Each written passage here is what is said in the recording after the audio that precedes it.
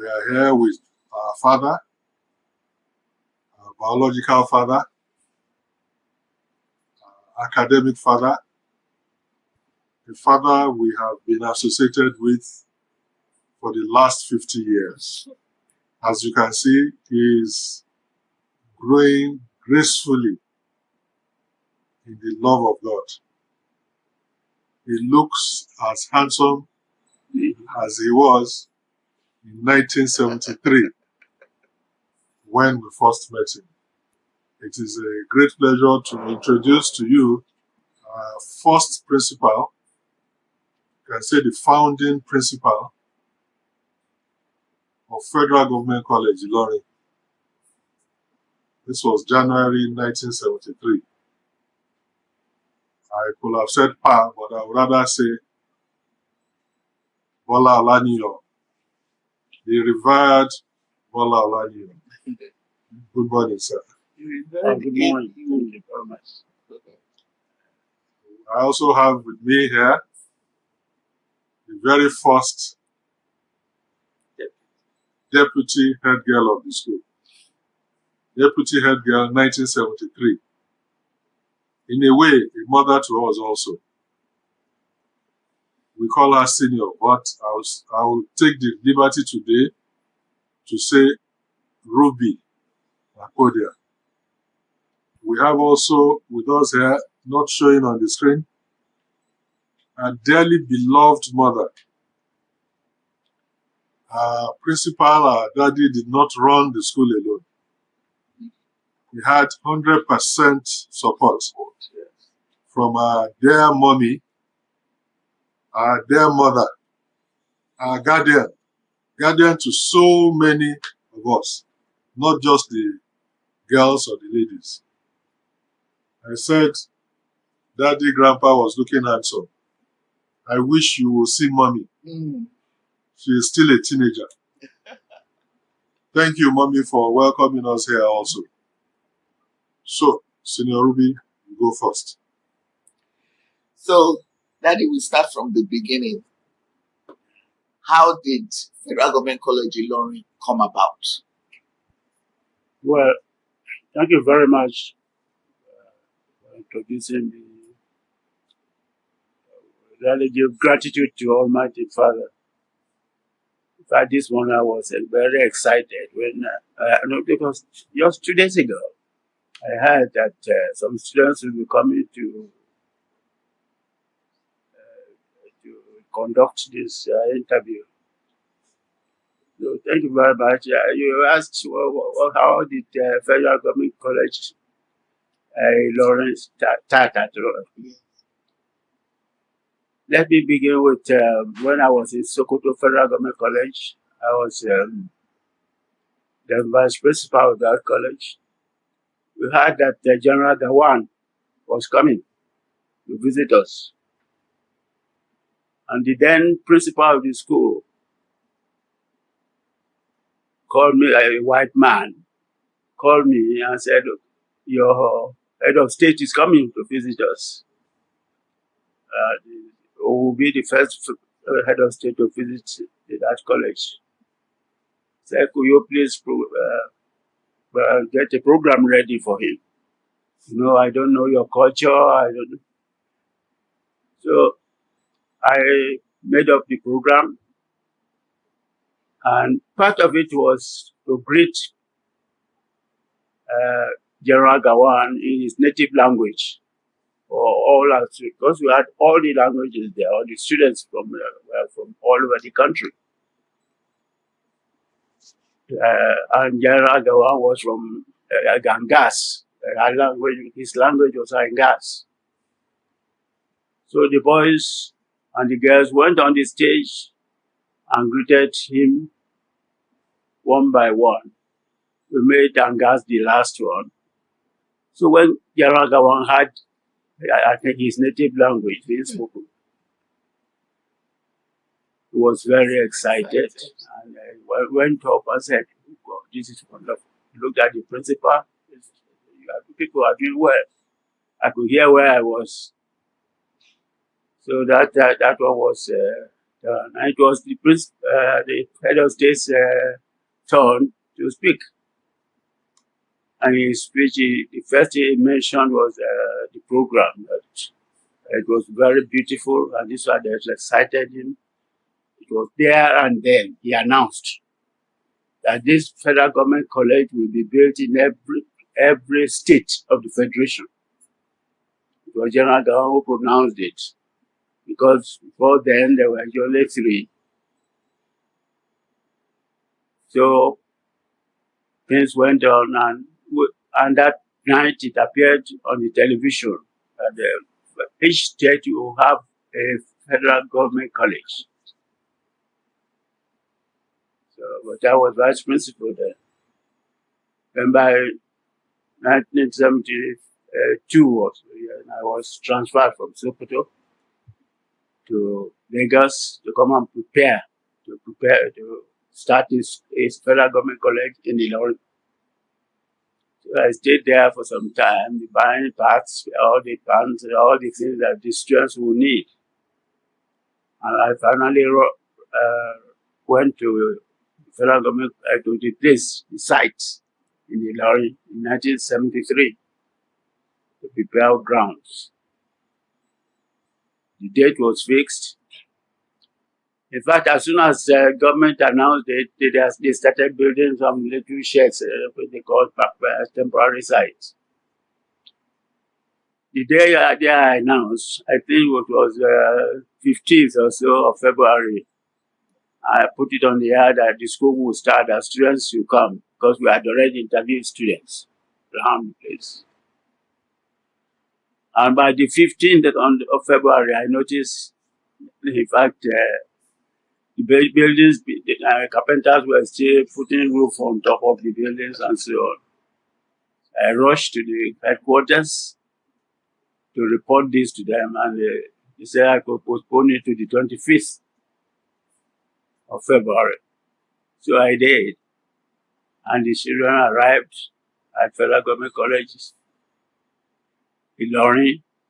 It is the first one to be built after General Gawan's pronouncement. Of course, there were others being prepared in somewhere in Odugbolu, Ogbomosho, Enugu. The Enugu one was first sited at Gualao. So we all started the school, and that was how Ilorin started with this cohort of federal government colleges, of which Ilorin was one. I remember that because the boarding facilities for the temporary site weren't quite ready, we had to stay. You arranged for us to stay in some other schools. I don't know how you worked everything. You worked everything out so well because we were comfortable and everything was so well organized. I remember the A-level girls were at Paratech, and it must have been quite a challenging time for you organizing things. Well, what I did, and I became almost a model for all the other schools that I started. I'm not surprised. As soon as I knew that there was problem of accommodation, the students would come and know where to put them. I rushed to the State Ministry of Education. And I told them, look, the permanent secretary is in charge of education there. Look, I'm here to start this school and it's not ready. But it is in the air that we must arrive here on the 15th of February. The girls and boys. How will I manage? I want your help, sir. So he said, okay, well, very nice man. He became my very good friend after that, because they really admired it, because they thought since I was a federal officer, I will put my nose up and will not greet anybody over there. But I became friends to all of them, and they first started to help me and say, okay, your girls will be in Queen Elizabeth School in Ilorin. Fortunately, Queen Elizabeth School was just walking distance from the temporary site, and that the boys will be at the technical college, which later became the site for University of Ilorin, the temporary site for University of Ilorin. So I went to the two principals and arranged with them. But I didn't want all it to be just that they would go from there to lectures, as if ours was just a site. I told them they should not eat there. They should have their bath and so dress up, come over. By the time we already had a hall, and we arranged that breakfast should be all meals should be prepared there in our temporary site. So for the first few weeks, that was how we managed with those who had arrived. Thank you very much, sir. What I get from what you have said so far is that your activity in Sokoto when General Gowon came around contributed to his vision of having more federal government colleges. This is the first time I heard that, because it's significant that you had a personal touch into that decision making. This is the truth. Nobody can contradict this one. It is true. Thank you very much, sir. We're even more proud of you. Okay, Daddy. Now you had a team. When we were driving here, I said one thing I observed when we were in school was that the school was like a big family, and you had a team that worked very well together from our point of view. So how did you choose your team, or were the staff just sent to the school to work with you? Did you choose your staff? No, we didn't. Some of them belonged to some other schools before then. Okay. Some were very newly appointed to school. Most of them. But I was very lucky that I got some very hardworking young men. They were posted to us from Lagos. Some of them I knew before. Others I met them for the first time in Ilorin. Okay, like Mrs. Obanero, you knew in Sokoto. Oh yeah, that's a good one. Yeah. As soon as I heard that I was appointed principal in Ilorin, I was vice principal there. There was a lady called Obanero. It was the chief cook for Federal Government College, Sokoto. I also remember some of the teachers of that time, like J. and Thomas. Yes. Did he come along with you from the beginning? No. Thomas met in Ilorin. Okay, let's ask about the other teachers, Mr. Shobola, Mr. Bushaiton, Mr. Higgins. Mr. Higgins. I remember. Oh yes, all those people were posted to me from headquarters. Can you summarize for us what you think were the major challenges and your major triumphs? There were some problems, because later there were certain members of staff who were not as good as we thought. It wasn't every one of them who was good. Academically, I think many of them were good teachers, but quite a few couldn't speak 100% about their character. The term is that honestly, the fact that the students appreciated my efforts. They cooperated with me very much. A few ones reported to me were well settled down. And the one I thank God for that I didn't expel was a student whom I expelled. And, his father came the next day. He was expelled in his HSC, lower 6. And what he told me prompted me to reverse what I said. What he told me at that, I said, oh yes, just expel him. His mother is a very bad woman. I said, "Sir, is that what you are going to say?" He said, "That's it." But I have no sympathy for him at all. So after he had left, I called a meeting of staff and said, "Look, I'm sure you will cooperate with me or what I'm about to say." I told them about it, that I'm no longer expelling this boy, because we didn't find out first his parental background. He did his A level there, but after that he calmed down. Today, I understand he's a lawyer and a politician also. I don't know. But when you look at the type of person I would have sent off at that time.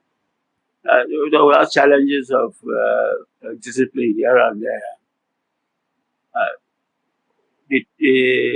and the greatest triumph I thought I had was that I was there in my at the hotel where I was staying, the rest house. It was rest house. One came to community told me from the Ministry of Education that he heard where a temporary site was being discussed. Because the temporary site was going on, the construction was going on where it was The permanent site. the permanent site. The permanent site. The construction was going on. And we were visiting it almost daily to see where we could move. It was about the second or third year. The man came to me and said they heard the permanent secretary of the government of Kwara wanted to and recommended to the federal government to use our site as the temporary site for University of Ilorin, because they were already thinking of starting a university in Ilorin at that time. So I had that. They said they wanted to convert where I was as my permanent site. So I said it won't happen. So as soon as I had this, I went to Lagos and started with the minister at that time. But it shouldn't happen because this site gave to us as a temporary site. And everybody was looking forward to moving there. It was a beautiful site. So I said, this is what I heard as a rumor. They want to send a delegation here. Federal government, Kwara State should permanent site should be used for the starting point for Kwara, for the University of Ilorin. Also a federal government site. So a permanent secretary or the minister said, no, okay, we'll look at it. So we held a meeting with the permanent secretary and so on. I understand that same night they phoned the governor of Kwara State, military governor or something. Yes, military governor it was. And explained to him that that site is for Federal Government College Ilorin and it has remained and will remain a temporary site of Federal Government College Ilorin. So they were surprised how they heard about it, how Lagos heard about their decision. Otherwise, we would have lost that site. And anyone who has been to Federal Government College Ilorin permanent site will know that it's well-built school. And special. Well-built school. We would have lost it. So I took a really personal triumph for that type of thing. Thank you so much, sir. Thank you for making sure that we have that fantastic experience edifice in Ilorin. Yes. For the purpose of our old students, do you remember any of your first students? I can't even see them now, but I'm sure I can't remember their names. Yes, sir. They have a nickname for you too, sir. I never did that one. No, we will not say it. But some people cannot never forget that people like, for example, Ruby here, very, very active there. Although it wasn't the head girl, As even as the deputy, she was wonderful. Then, there's the person called Professor Pupola, Ademola. Ademola Pupola, yes. One of the brilliant students there at that time, and very good with personal sacrifices. Daddy, I remember we used to get soap, laundry soap, bathing soap, toilet roll. I remember we used to get train warrants to travel. I remember also that you used to organize a school bus to bring all of us in Lagos. Was that you, or was that what the federal government was able to do for students in federal government colleges in those days? There was a certain general policy of Federal Minister of Education on how to run the schools. It should be a good about the best example for within the states or what with the country. So, and they provided the money. At that time, we had a boss and a resident in the college. So, but the question of transportation, for example, students used to get transport to coming from home and to go back. Transport. It was the government policy, federal government policy. Wow. So there was nothing we did outside the general policy. But what we did was to try and use the money for what they were meant for. Daddy, another thing that I marvel at now is that in those days, there was nothing like Parents Teachers Association. There was nothing like that. And yet, you were able to run the school so well. You know, I think at this point, all I want to say on behalf of myself and all of us who were there then is thank you. We felt that we had a father. Apart from the fact that you used to wear navy blue suits, which my biological father also used to wear. But you did a marvelous job. How? Because nowadays in Nigeria, even if the federal government gives the money, it doesn't necessarily go where it was intended. But you belong to the class of teachers who sacrificed so much to make sure that children they mentored, they taught, came out doing well. We had a wonderful foundation. Thank you, sir. Thank you very much. Really, that is one point which quite a number of students started, continue to hammer on. That they were at home, away from home. They were at home, away from home. Yes.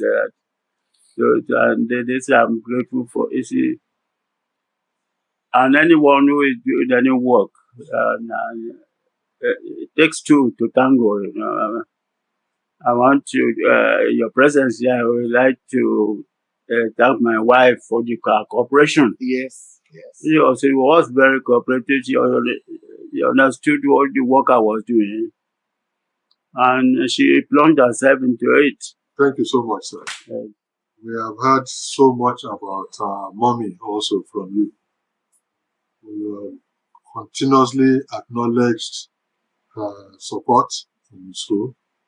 And what we know is that we do not need to be told.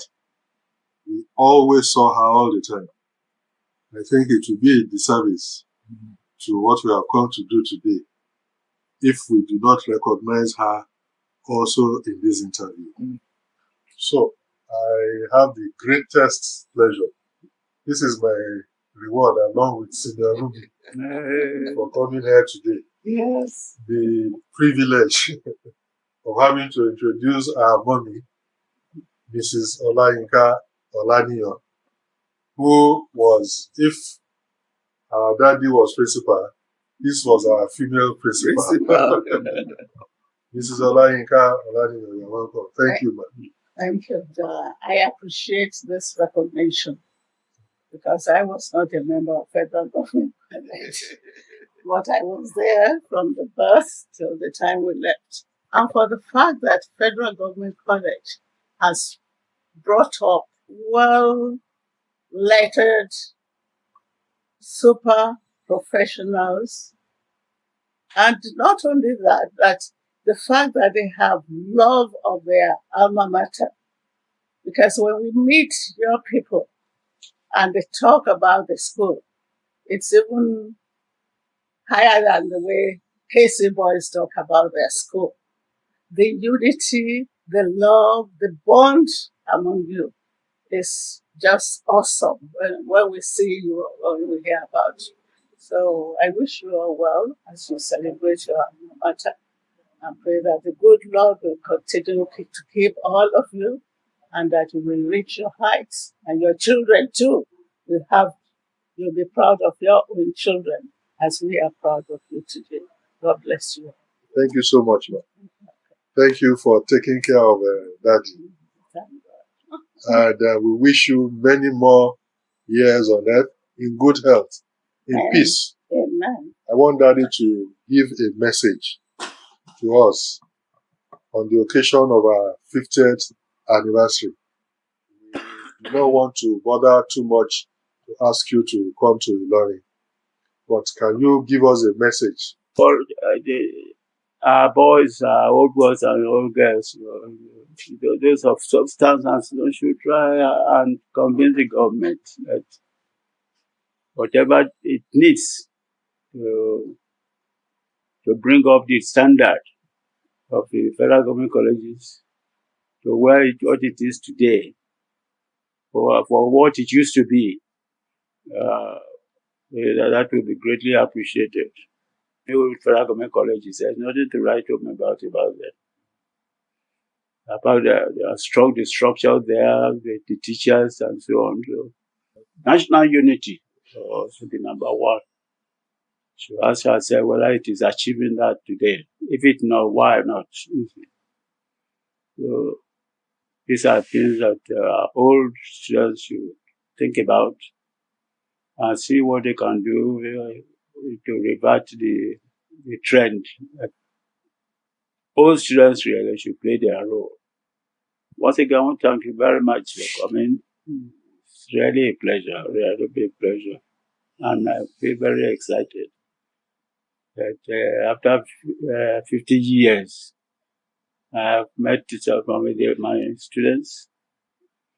And this is true because when we were leaving this college, the college, and I was transferred to headquarters, I told the students, look, let us do whatever we can do for this school to continue to grow. Mommy, let me just add that you remind me of the virtuous woman. Every time we come here, we see you still pampering Daddy, even at this age. So we thank God. You are an excellent example of a wife and a mother. And, it gives me much pride and love, to be able to say that to you. Thank you, Daddy. It's always fun to spend time with you. Wonderful. Thank you. Thank you, sir. Thank you.